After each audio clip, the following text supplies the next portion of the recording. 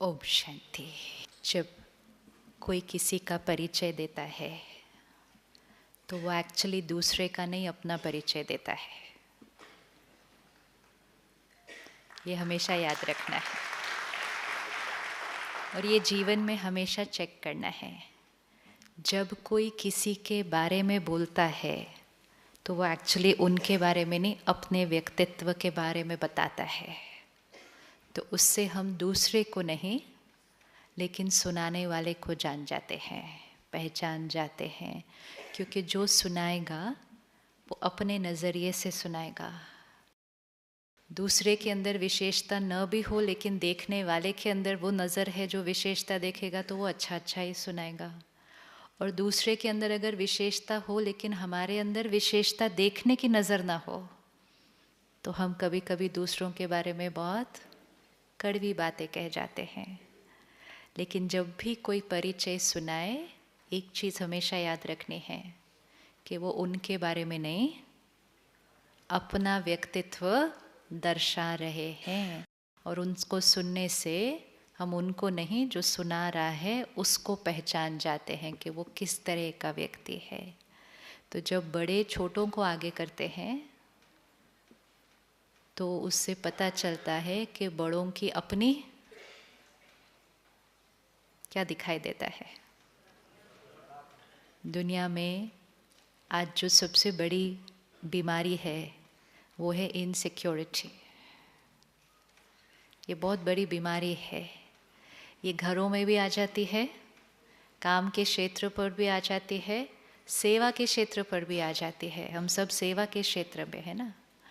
लेकिन इनसिक्योरिटी हमें अपनी पोजीशन को इतना पकड़ के रखती है कि हम औरों को आगे बढ़ता हुआ नहीं देख सकते और डेफिनेटली हम औरों को आगे बढ़ा नहीं पाते।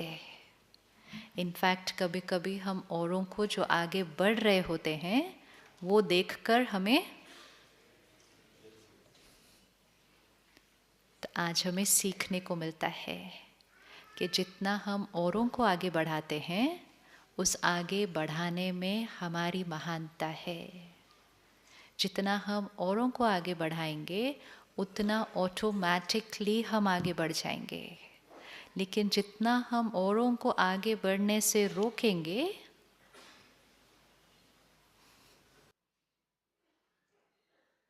तो बाकी भी ऑटोमेटिकली हो जाएगा। तो इनसिक्योरिटी भी कलयुग की एक बीमारी है। चलिए आंखें बंद करें एक मिनट। ये स्वर्ग जिसके बारे में हमने सुना, जो हमने कहा हम बनाएंगे, इसको देखने की कोशिश करते हैं।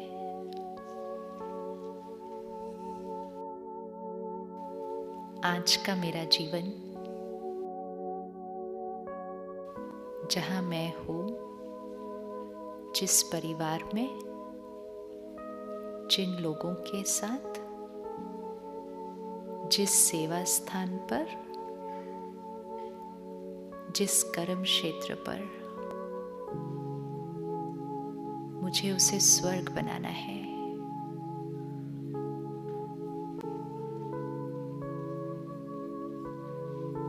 देखिए उस स्थान को कि वो स्वर्ग कैसा होगा।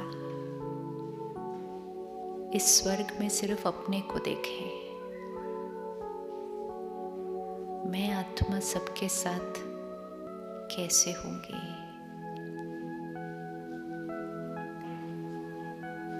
मेरा बात करने का तरीका सबसे कैसा होगा।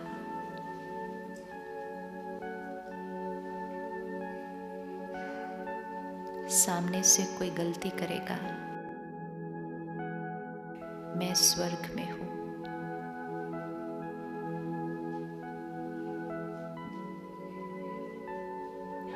मैं उस बात को कैसे फेस करूंगी।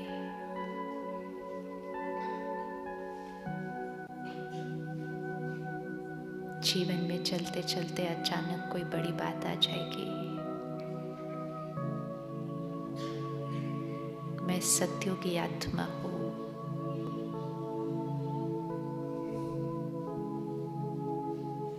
उस बात का सामना कैसे करूँगी? कोई मेरे साथ गलत करेगा, मेरा नुकसान भी कर सकता है।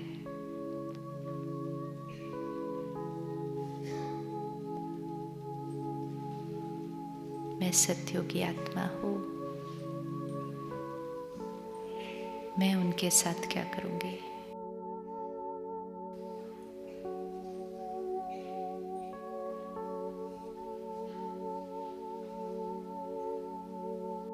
ये स्वर्ग मुझे बनाना है।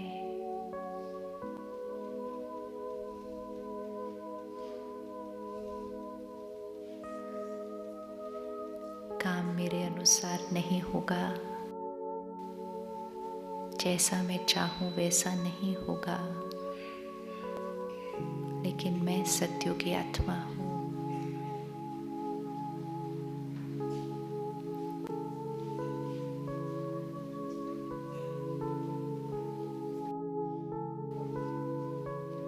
ये सत्युग मुझे बनाना है।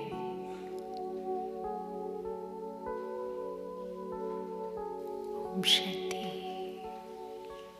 क्या दिखा सत्युग में? कैसे थे हम?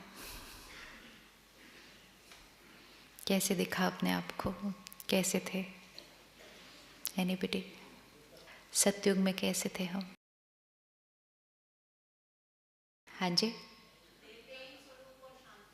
प्रेम स्वरूप और शांति स्वरूप। सामने वाले ने बहुत बड़ी गलती की। क्या किया आपने? सामने वाले ने मेरा नुकसान किया, मुझे बहुत बड़ा धोखा दिया। रिश्तों में भी हो सकता है, काम में भी हो सकता है, सेवा के स्थान पे भी हो सकता है। क्या किया? सत्युग में है तो क्या किया?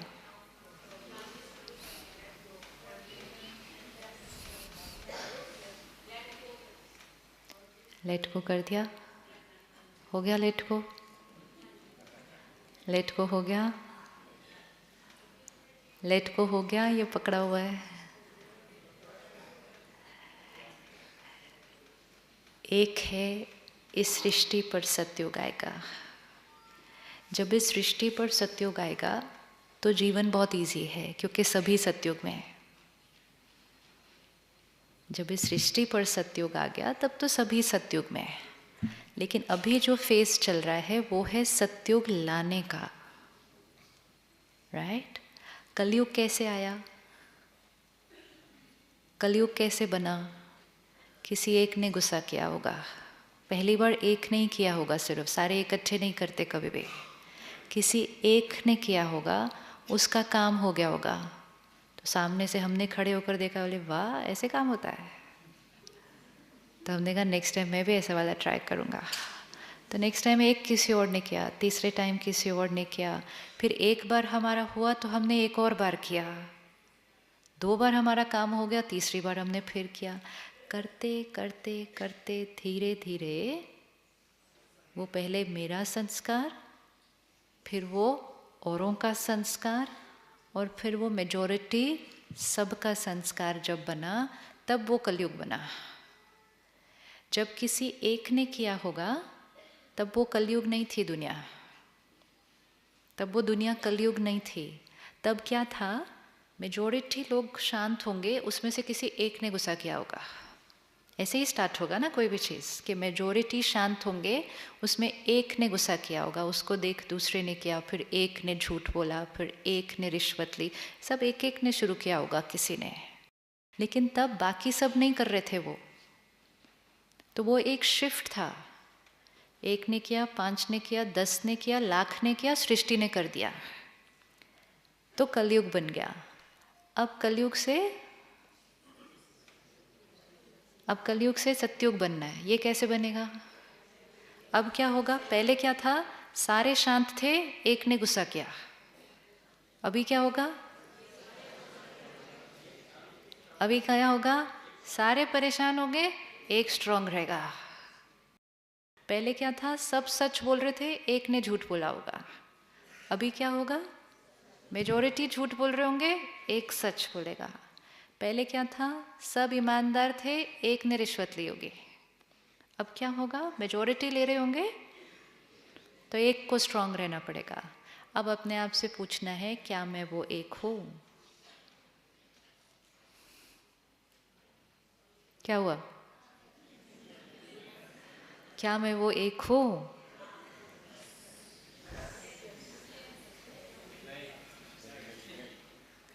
नहीं हूँ। अच्छा, क्या मैं वो एक बनना चाहता हूँ? हाँ, क्या मैं वो एक बनना चाहता हूँ? मुझ एक को देख, परमात्मा क्या कहता है, जैसा कर्म आप करेंगे आपको देख और करेंगे। कर्म नहीं भी करते, जब हम कुछ करते हैं हमारी वाइब्रेशन चारों तरफ फैल जाती है, वो वाइब्रेशन औरों को भी टच करती है, वो भी वैसा करना शुरू करेंगे। 1 से 2, 2 से 5, 5 से लाख, सृष्टि पर सतयुग आ जाएगा। लेकिन अब उस एक को हिम्मत वाला बनना पड़ेगा कि सारे आसपास अशांत हैं, परेशान हैं, गुस्सा भी करते हैं, कहते हैं गुस्सा करना भी पड़ता है, लेकिन मुझे सतयुग लाना है। इजी है? इजी है? नहीं है। लेकिन फिर इजी होता तो फिर हिम्मत किस लिए चाहिए? क्योंकि हम बहाव के ऑपोजिट डायरेक्शन में होने वाले हैं, है ना। मेजॉरिटी एक डायरेक्शन में आएंगे, हमें दूसरे डायरेक्शन में जाना है। हम ऐसे समय में चल रहे हैं जब वातावरण का वाइब्रेशन भी क्या है, नेगेटिव है, उसका भी हम पर असर होता है। इसीलिए अगर हम देखें तो दिन ब दिन एजिटेशन बढ़ता है, इरिटेशन बढ़ता है, एंगर बढ़ता है, क्योंकि वो हमारे शहर का मेंटल पोल्यूशन लेवल है। तो हम और शक्तिशाली आत्माएं हैं, क्योंकि हम ऐसे स्थान पर रह रहे हैं जहाँ वायुमंडल थोड़ा सा भारी है, लेकिन उस वायुमंडल में हमें परिवर्तन होना है। जो डिसाइड करेगा वो कर लेगा, क्योंकि हमने अकेले नहीं करना है ये, हमें परमात्मा की शक्ति को अपने साथ लेकर फिर करना है। अकेले कर रहे होते थोड़ा डिफिकल्ट, लेकिन उसकी शक्ति साथ लेकर फिर कर रहे हैं तो हमें कुछ नहीं करना, लेते जाना है, करते जाना है। तो हमें क्या करना है, हमें सिर्फ डिसीजन लेना है, क्या हम ये करने के लिए तैयार हैं, और इसको करने से बेनिफिट किसका होगा, मुझ आत्मा का। आज जब हम अखबार देखते हैं, पिछले 1 हफ्ते से जो हम देख रहे हैं, तो हम कहते हैं ये सब कुछ तो बढ़ता ही जा रहा है। 1 साल बाद का अखबार आज ही देख सकते हैं।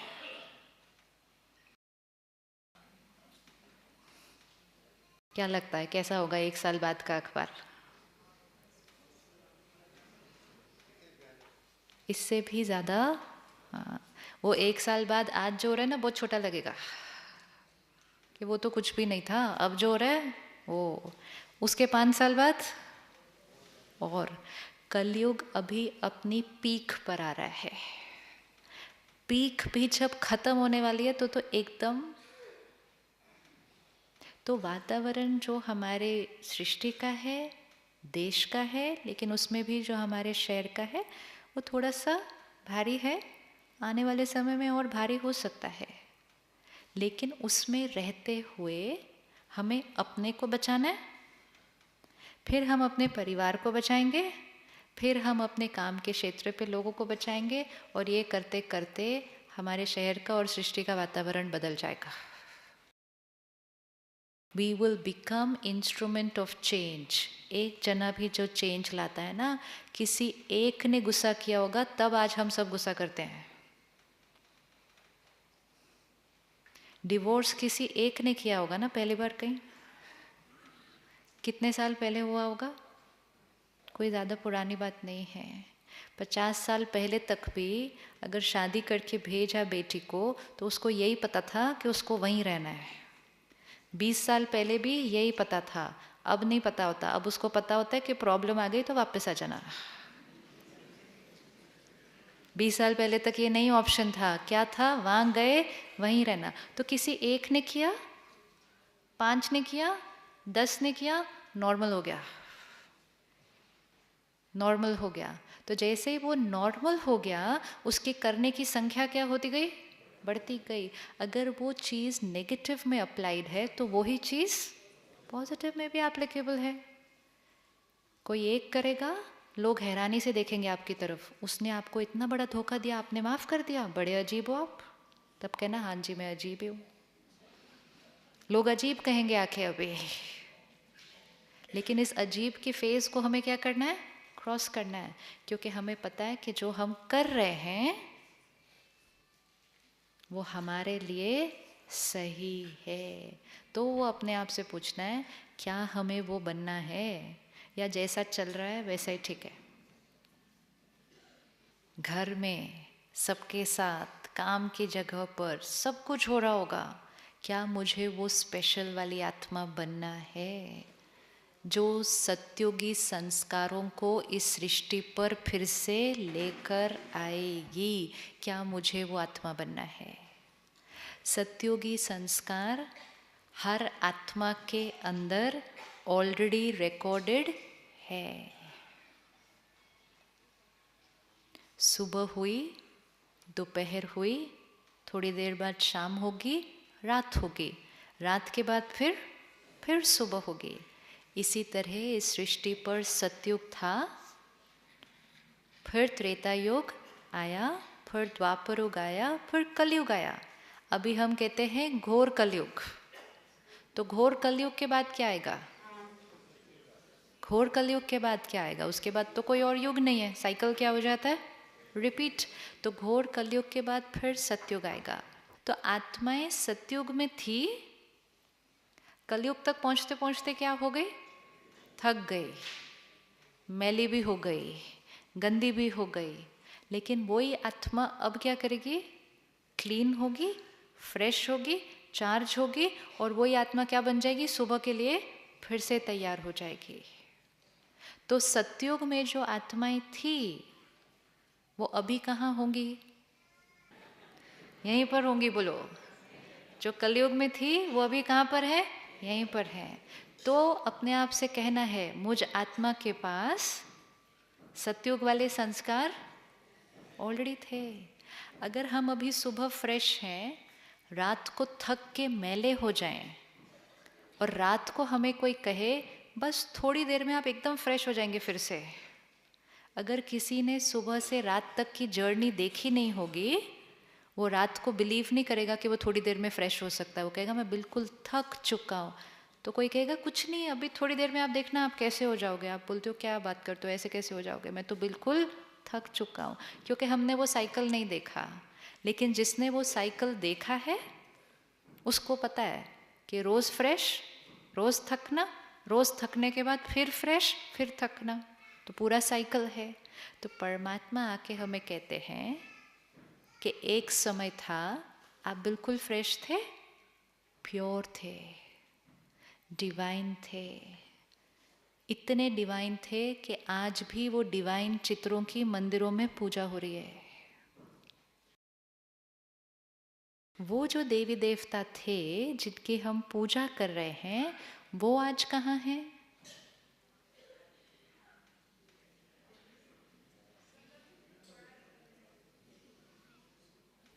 वो जो देवी देवता थे जिनकी हम पूजा करते हैं, महिमा करते हैं, उनकी दिव्यता और गुणों की महिमा करते हैं, वो आज कहाँ हैं?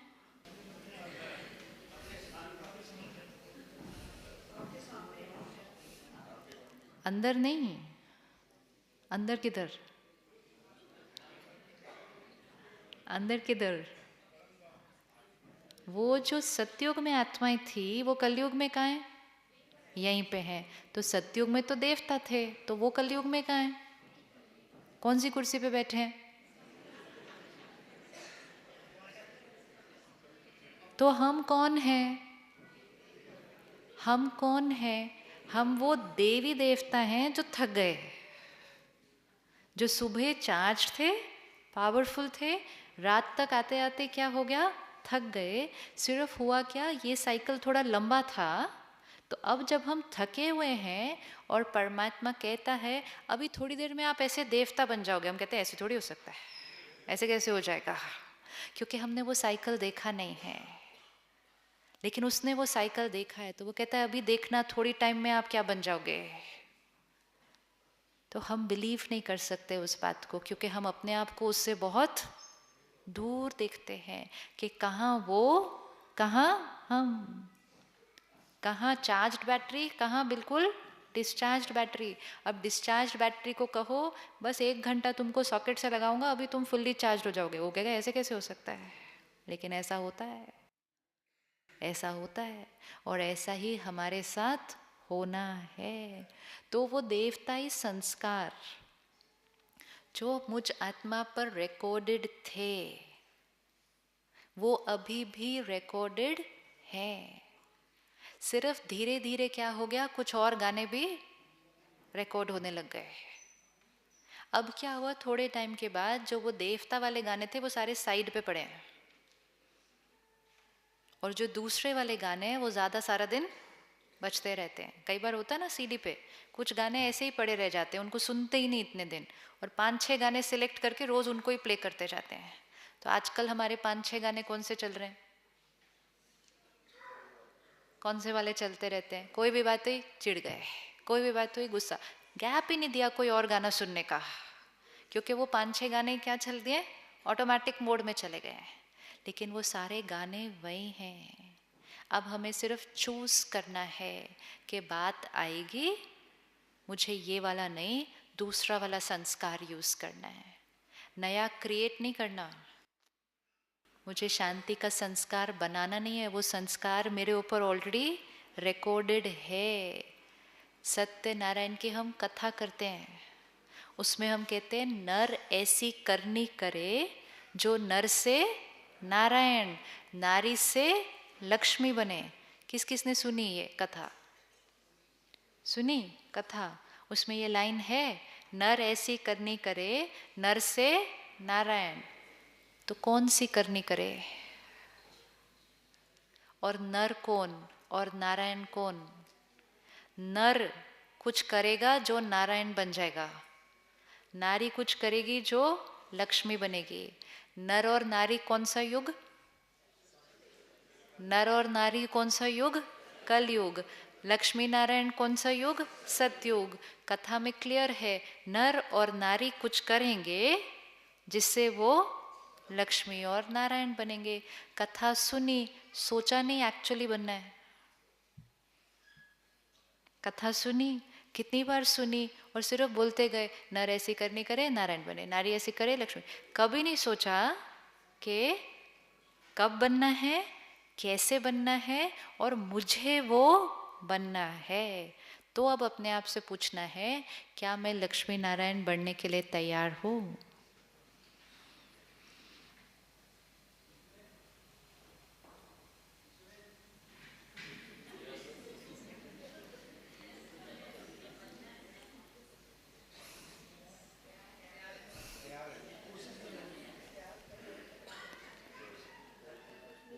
परमात्मा कहता है आप लक्ष्मी नारायण थे, करते करते करते करते नर नारी बन गए। अब नर नारी को छोटा सा कुछ करना है, मतलब क्या करना है, सिर्फ अपने अंदर की वो डिविनिटी को वापस इमर्ज करना है, और फिर से वो लक्ष्मी नारायण बन जाना है। इजी।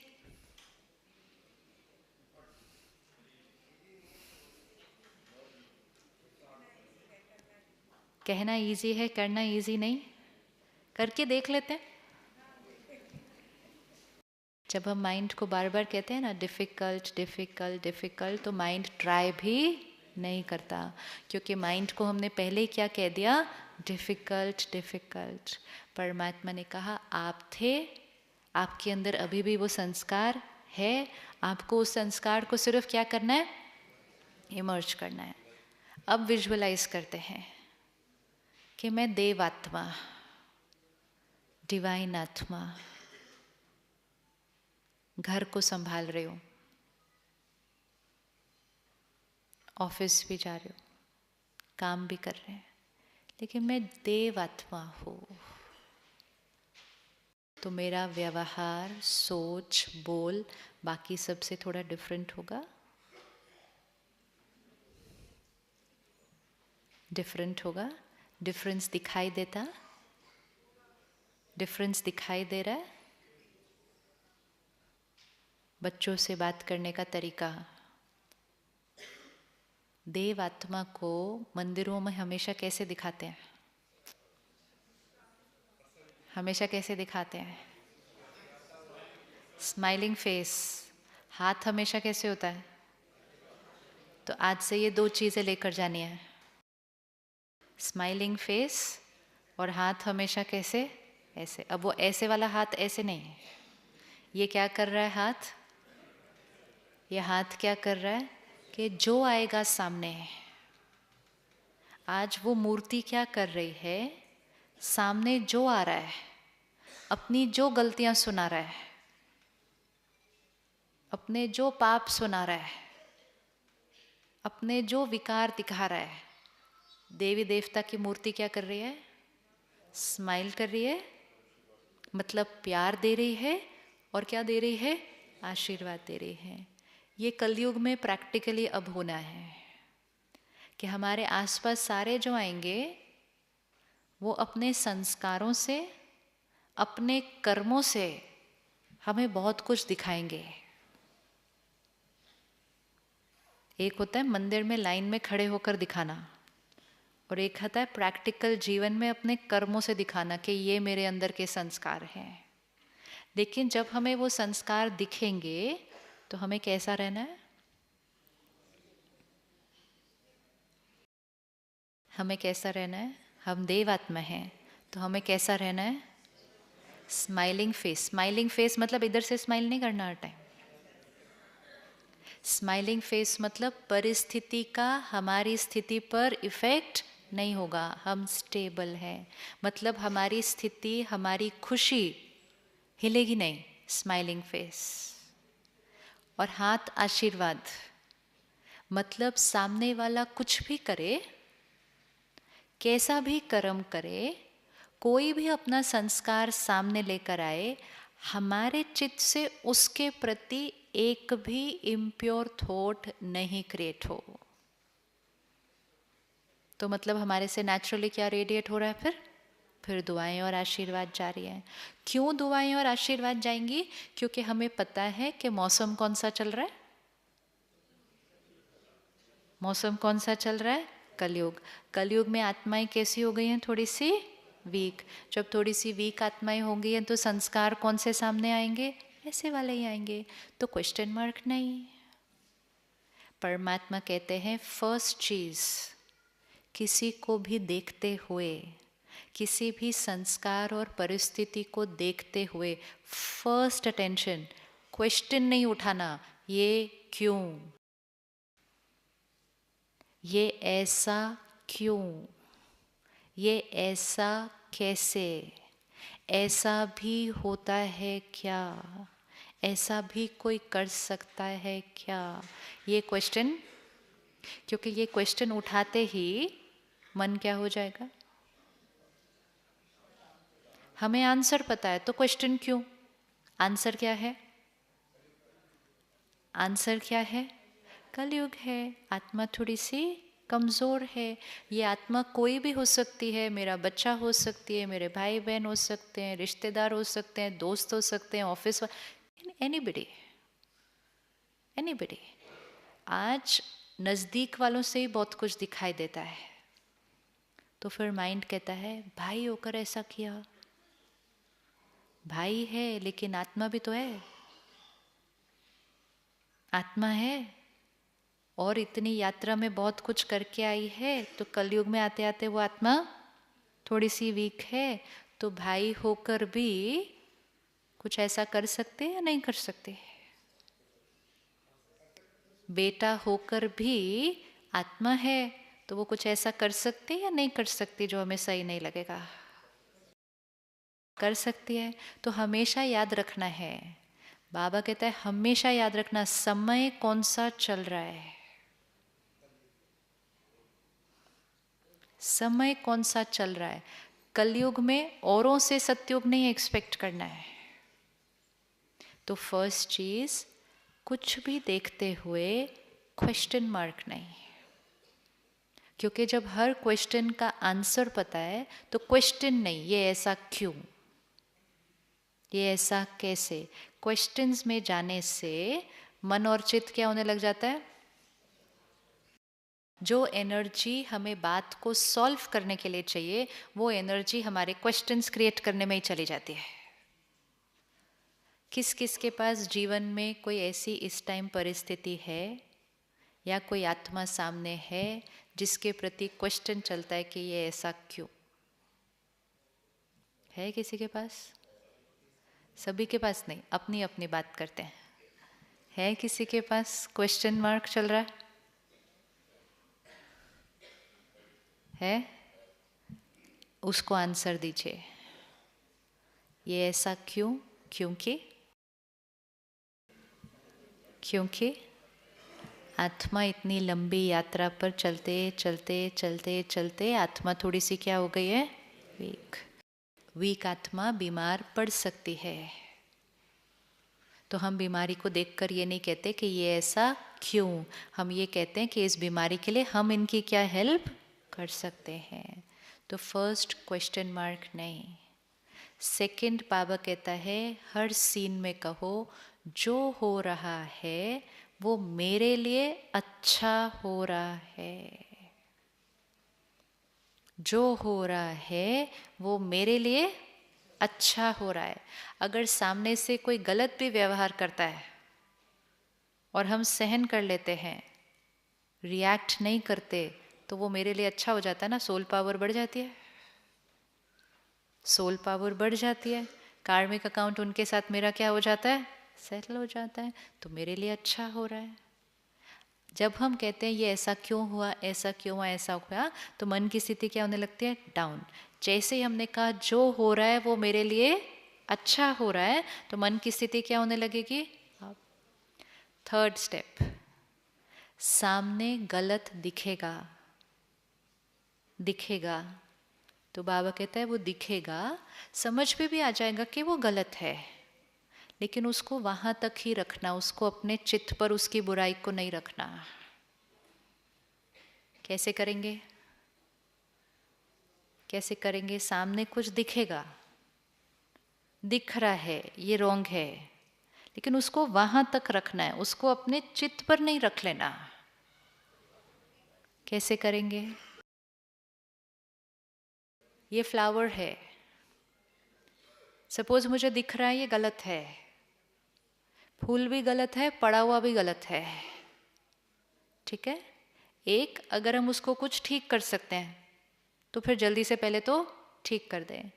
अगर हम उसके लिए कुछ नहीं कर सकते, सपोज ये किसी का संस्कार है, किसी का ये कर्म है, एक है दिख रहा है ये गलत है, इसके साथ मुझे कैसे चलना है, लेकिन एक है कि अगर इसके बारे में चिंतन करना शुरू कर दिया, ये क्यों ऐसा है, ऐसा नहीं होना चाहिए था, ये तो फ्लावर ही गलत आ गया, कमाल है मेरे घर ही गलत क्यों आना था, मैंने ऐसा क्या किया था, कौन से कर्मों की मुझे सज़ा मिल रही है, ये सब कुछ गलत मेरे साथ ही क्यों होता रहता है। तो फिर अब वो गलत बाहर नहीं,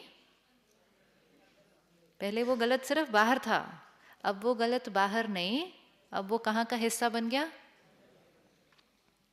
बाहर की चीज का जब चिंतन किया तो जिसका चिंतन किया वो हमारे चित्त का हिस्सा बन गया।